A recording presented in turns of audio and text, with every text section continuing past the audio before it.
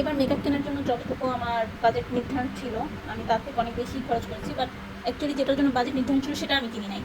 কারণ আমি দেখলাম যে এমএনএস সিক্রেট আর কোজো বিউটি এই দুইটা হচ্ছে হলো নতুন ফাউন্ডেশন আমাদের দেশি বের হয়েছে। তো আমি ভাবলাম যে কেন আমি দুটো ট্রাই করি। তো আমি ওই যে দেখা যাচ্ছে গ্লাসের ভিতরেও দুটো ফাউন্ডেশন কিনেছি।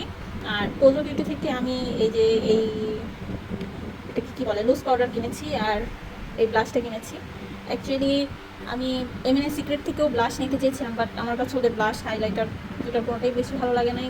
আই মিন আমি বলছি না যে কোয়ালিটি খারাপ, আমি কিন্তু ওটা ইউজ করি নাই, সো আমি আসলে জানি না কেমন কোয়ালিটি। বাট জাস্ট যে যে শেডের হাইলাইটার আর যে শেডের ব্লাশ পাওয়া যাচ্ছে ওদের অ্যাভেলেবল, সেটা অ্যাকচুয়ালি আমার ইউজ হবে না, আমি জাস্ট কিনে ফেলে রাখবো। এর জন্য আমি আর ওটাতে মানি ওয়েস্ট করি নাই। আর তবে আমি কনসিলার কিনেছি এমএনএস সিক্রেটে, পোজ ভিতরে একটা কনসিলার নিয়েছি। তো আমি এগুলো সব টেস্ট